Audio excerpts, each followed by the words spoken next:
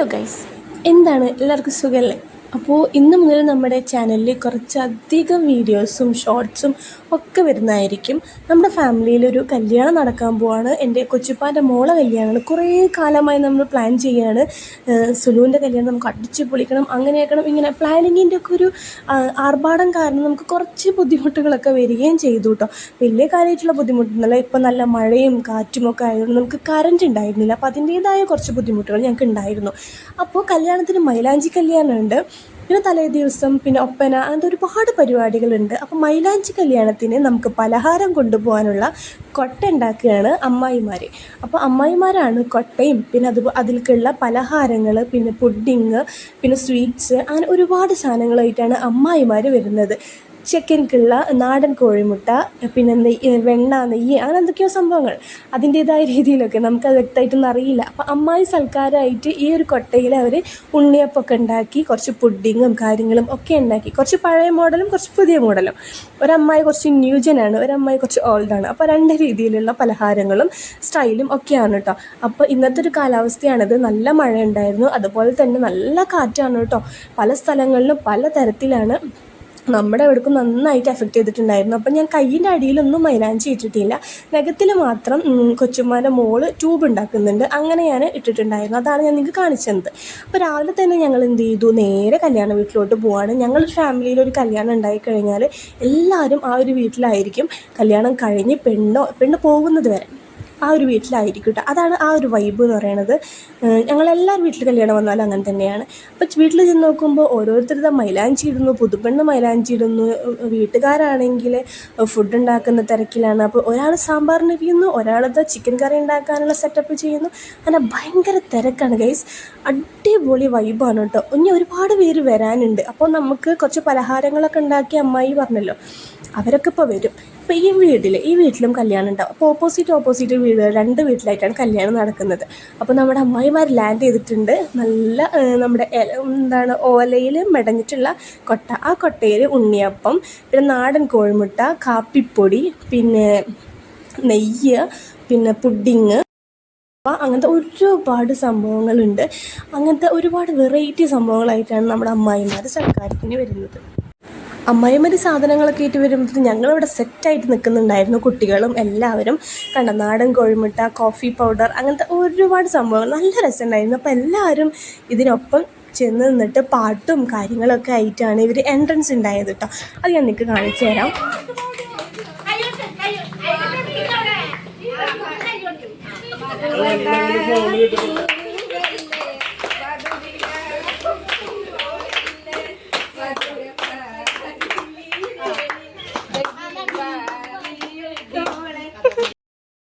അങ്ങനെ പലഹാരങ്ങളും പാട്ടും കാര്യങ്ങളും ഒക്കെ ആയിട്ട് അവരകത്തോട്ടൊക്കെ കയറി വന്നു. അമ്മായിമാരും അവരുടെ പേരക്കുട്ടികളും കുട്ടികളും അങ്ങനെ ഒരുപാട് ആൾക്കാരുണ്ടായിരുന്നു. അപ്പോൾ അവർ കൊണ്ടുവന്ന സാധനങ്ങളൊക്കെ ഞാൻ നിങ്ങൾക്ക് ഒന്നും കൂടി കാണിച്ചു തരാം കേട്ടോ. അപ്പോൾ നെയ്യുണ്ട്, പിന്നെ പുഡിംഗ് ഉണ്ട്, മിൽക്കിൻ്റെ പുഡിങ്ങാണ് കേട്ടോ മാമി പറഞ്ഞത്.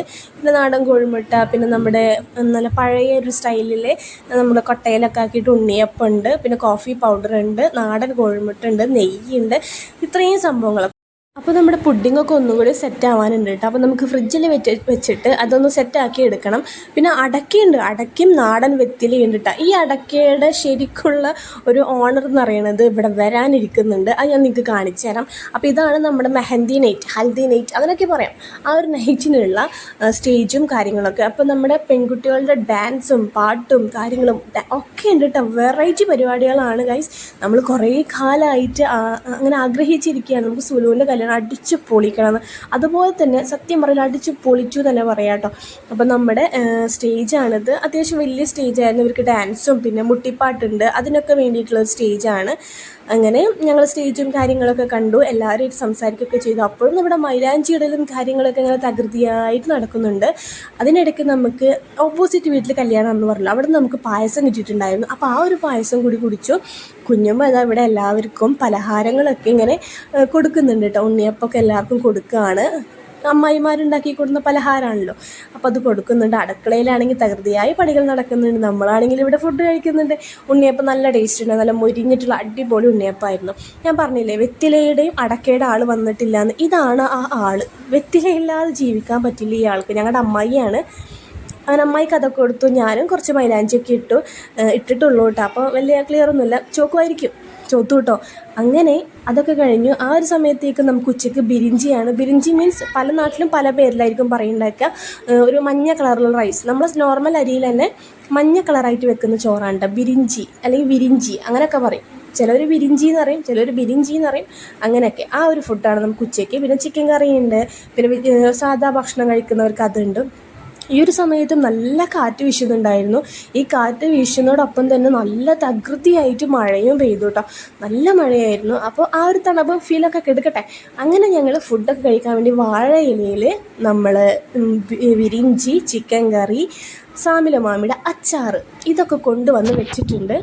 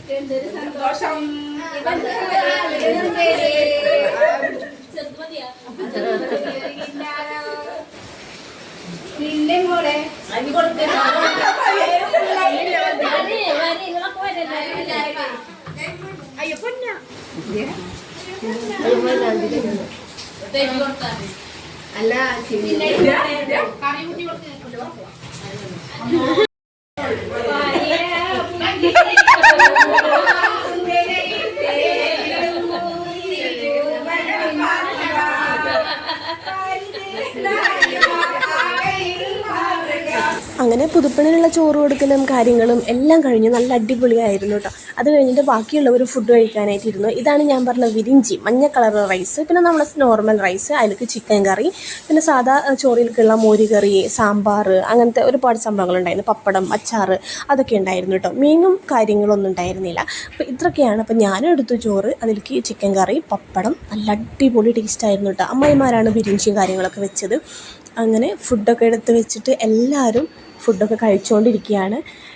ഒരു ടീം കഴിച്ചിറങ്ങി, ഇനി അടുത്ത ടീമായി ഞങ്ങളൊക്കെ കഴിച്ചുകൊണ്ടിരിക്കുകയാണ്. കുട്ടികളങ്ങനെ അവിടെ ഇരുന്ന് കഴിക്കുന്നുണ്ട്. എല്ലാവരും ഭയങ്കര വൈബിൽ തന്നെയാണ് ഇരിക്കുന്നത്. നമുക്ക് വൈകുന്നേരമാണ് നമ്മുടെ മെഹന്തി നൈറ്റ് അല്ലെങ്കിൽ ഹൽദി നൈറ്റ് എന്ന് പറയണത്. അപ്പോൾ അത് നമുക്ക് അടിച്ചു പൊളിക്കണം. അപ്പോൾ രാവിലത്തെ ഉച്ചക്കത്തൊക്കെ സംഭവങ്ങളും രംഗങ്ങളൊക്കെയാണ് നിങ്ങളിപ്പോൾ കണ്ടുകൊണ്ടിരിക്കുന്നത്. അല്ല, ഞാനും ചിക്കൻ കറിയും പിന്നെ പപ്പടവും ഒക്കെ കൂട്ടി, മാമിയുടെ അച്ചാർ അടിപൊളിയായിരുന്നു കേട്ടോ, മാങ്ങ അച്ചാറായിരുന്നു. അതൊക്കെ കൂട്ടി ഞങ്ങൾ ഫുഡൊക്കെ കഴിച്ചു. പിന്നെ ഞങ്ങളുടെ സാറക്കുട്ടിക്ക് ഇതാ അമ്മായിമാർ ഫുഡൊക്കെ വാരി കൊടുക്കുന്നുണ്ട്.